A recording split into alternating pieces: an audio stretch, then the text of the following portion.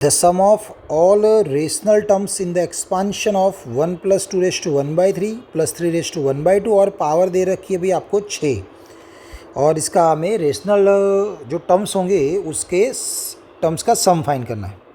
Okay, तो concept की बात करें तो यहाँ पर तो 2-3 मेथड होती है इसमें, तो हम आपको बताएंगे पावर डिस्ट्रीब्यूशन मेथड के साथ। पावर डिस्ट्रीब्यूशन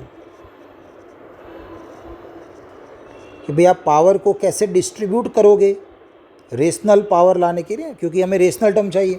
तो जो पावर होगी, जो भी टर्म्स होंगे उसकी जो पावर होगी है ना, वो रेशनल टर्म्स बने वैसे हमें लेनी पड़ेगी, उसके हिसाब से उसको डिस्ट्रीब्यूट करना पड़ेगा। अब देखिए वो कैसे किया जाएगा। सबसे पहले यहाँ पर हमारे पास 1 है ना, ये अलग मेथड है भाई, 1 है। उसके बाद 2 रेज़ टू 1 by 3 है। उसके बाद 3 रेज़ टू 1 by 2 है। ओके, अब यहाँ आप देखोगे तो हमें जो बोला गया है कि भाई पावर जो आएगी वो रेशनल होनी चाहिए। अब रेशनल पावर के लिए ये जैसे कि यहाँ पर 3 रेज़ टू 1 by 2 है, तो उसकी कौन सी पावर मैं रखूँ 3 रेज़ टू 1 by 2 के ऊपर, मतलब ऐसे 3 रेज़ टू 1 by 2 है, उसके ऊपर मैं यहाँ पर क्या नंबर रखूँ, तो ये जो पूरा टर्म है वो आपका क्या बन जाए भी, रेशनल बन जाए। तो यहाँ पर मैं क्या क्या रख सकता हूँ, तो यहाँ पर मैं रख सकता हूँ भाई 0 1, सॉरी 1 तो नहीं आएगा क्योंकि 1 रखेगी तो 1 by 2 हो जाएगा, फिर ये 0 रख सकते हैं, फिर आप 2 रख सकते हो, 4 रख सकते हो, एंड ये आप रख सकते हो भाई 6 है ना। पावर में आप 0 2 4 6 रखोगे तो 3 की 1 by 2 के साथ जो नंबर्स आएंगे वो पावर में ये नंबर्स आप ले सकते हो। ओके, तो यहाँ मैं ऊपर इसकी पावर में कौन से नंबर ले सकता हूँ, तो वो हो सकता है 0, वो हो सकता है 2, वो हो सकता है 4, या तो फिर वो हो सकता है 6। फिर ये नेक्स्ट है 2 रेज़ टू 1 by 3। तो 2 रेज़ टू 1 by 3 की पावर में हम कौन से टर्म ले सकते हैं, तो मैं उसकी पावर में 0 ले सकता हूँ जिससे वो रेशनल बने। मैं उसकी पावर में 3 का मल्टीपल मतलब 3 भी ले सकता हूँ और 6 भी। 6 से आगे नहीं जाएगी क्योंकि क्वेश्चन में हाईएस्ट पावर कितनी है भाई 6, तो 6 से ऊपर वाली पावर वाले टर्म तो कोई आपको मिलेंगे नहीं। और 1 है तो 1 की तो आप कोई भी पावर लोगे वो आंसर 1 ही होने वाला है, मतलब आपको रेशनल नंबर ही मिलेगा। तो यहाँ आप 0 1 2 3 4 5 6 तक जा सकते हो। ओके, बस यहाँ डिसाइड हो गया है अभी कि भाई हम कौन से नंबर यहाँ से लेने वाले हैं। 3 वाले के लिए 0 2 4 6, 2 रेज़ टू 1 by 3 के लिए 0 3 6, एंड 1 की तो आप कोई भी पावर यहाँ से ले सकते हो। चलिए अब हम शुरू करें। हमें देखना है कि भी कौन से नंबर आप लिख सकते हो। मान लो मैंने यहाँ से फर्स्ट ये 0 सिलेक्ट किया, ये 3 के लिए मैंने यहाँ पर 0 रखा, और 2 में से भी मैंने फर्स्ट 0 लिख लिया। हमें टोटल 6 पावर करनी हो तो 1 की 6 पावर यहाँ पर लगेगी, मतलब यहाँ पर कितना हो जाएगा भाई 6। हमें यहाँ मैं जो नंबर लिखूँ भाई वो सबका सम क्या होना चाहिए, 6 होना चाहिए, क्योंकि हाईएस्ट पावर कितनी बननी चाहिए, 6 बननी चाहिए। चलो मैं 0 के बाद यहाँ पर चलो 0 ही कंटिन्यू रखो, तो 2 रेज़ टू 0 के बाद क्या आएगा भाई 3 आएगा, तो 3 है तो फिर यहाँ पर भी क्या होना चाहिए 3 3 3 6 हो जाएगा। मैंने 0 ही रखा है। 3 के बाद नेक्स्ट वाले में क्या है भाई 6 है, तो मैं यहाँ पर 6 रख सकता हूँ, तो ये वाला क्या हो जाएगा, अब 0 हो जाएगा। ओके, क्योंकि सबका सम 6 होना चाहिए। चलिए 0 का काम यहाँ पर ख़त्म हुआ। नेक्स्ट वाला मैं 2 ले लेता हूँ। यहाँ से 2 ले तो बाजू वाले में से मैं 0 ले सकता हूँ, तो यहाँ पर आएगा भाई 4। मैंने यहाँ पर 2 कंटिन्यू रखा, 0 के बाद आएगा भाई 3, तो 3 एंड 2 का सम 5, तो बचेगा सिर्फ और सिर्फ 1।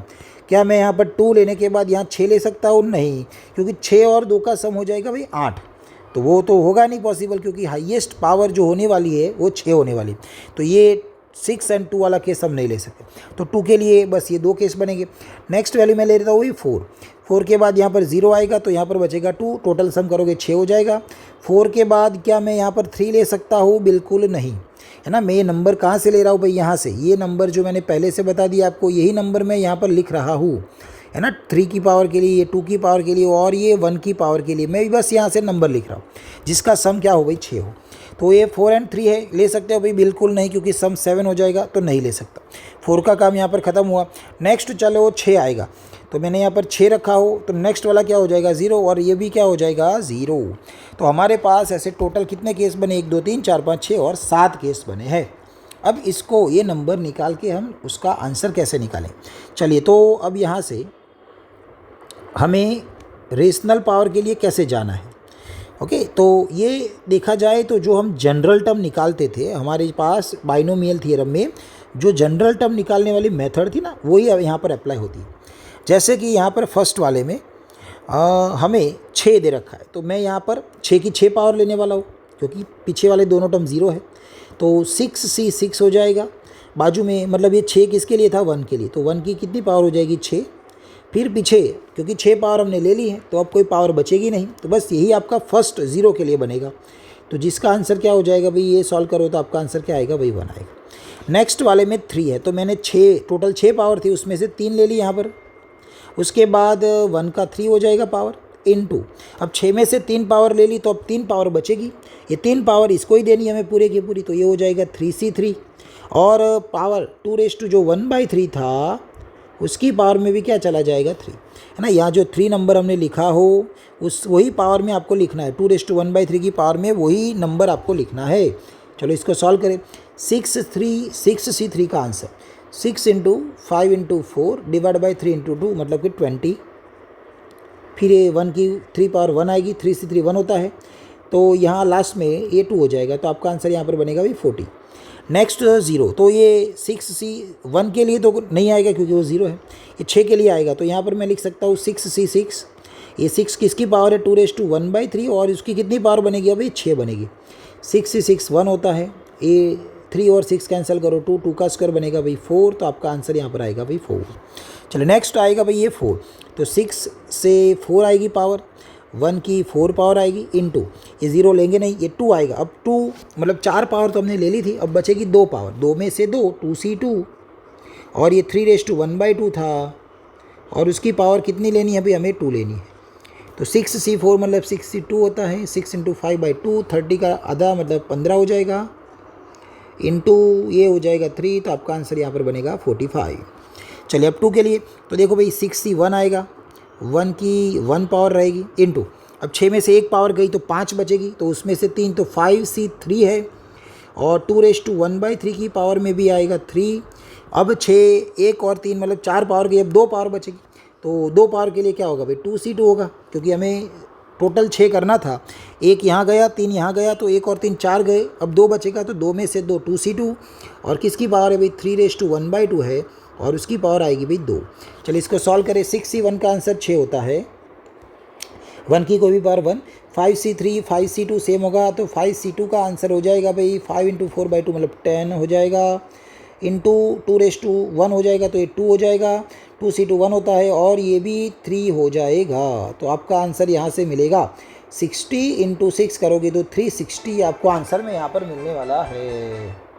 चलिए उसके बाद ये 4 है, चले तो यहाँ 6c4 बनेगा, सॉरी 6c2 बनेगा, क्योंकि यहाँ पर तो 2 लिखा था, तो 1 का 2 पावर बनेगा इनटू 0 नहीं लिखेंगे, अब 4 आएगा, तो देखो 6 में से 2 गई तो 4 बचेगी, तो 4c4, और ये 4 किसकी पावर 3 की 4 पावर। 6c2 कितना होता है, 6 × 5 डिवाइड बाई 3 करोगे तो ये 15 हो जाएगा, 4c4 1 की 2 पावर 1, 3 आएगा भाई, जो हो जाएगा 9, 15 × 9 करोगे तो 135 आपका आंसर है।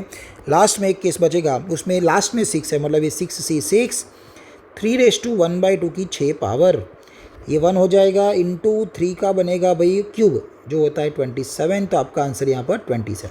ये सारे जो हमें आंसर मिले हैं उनका हमें क्वेश्चन में क्या पूछा गया था भाई, सम, तो हमें सम निकालना हो तो ये सब काम करेंगे। सम पहली वैल्यू कौन सी थी, तो पहला वाली वैल्यू थी भाई 1, ये पावर डिस्ट्रीब्यूशन वाली मेथड। नेक्स्ट 40, फिर +4, फिर 45, फिर आएगा भाई 360, फिर 135, एंड लास्ट में आएगा 27। चलिए ये सारे नंबर्स का आप यहाँ पर सम निकाल लोगे तो आपको सम कितना मिलेगा, चलिए मैं निकाल लूँ, तो मुझे मिल रहा है अभी 1 + 40 + 4 + 45 + 360 + 135 + 27, तो ये आंसर आ रहा है 612। तो जो भी सारे रेशनल नंबर होंगे, रेशनल टर्म्स होंगे भाई, वो सबका आप सम करोगे तो आपका आंसर क्या बनेगा भाई, 612 बनेगा, जो आपका आंसर होगा। Thank you.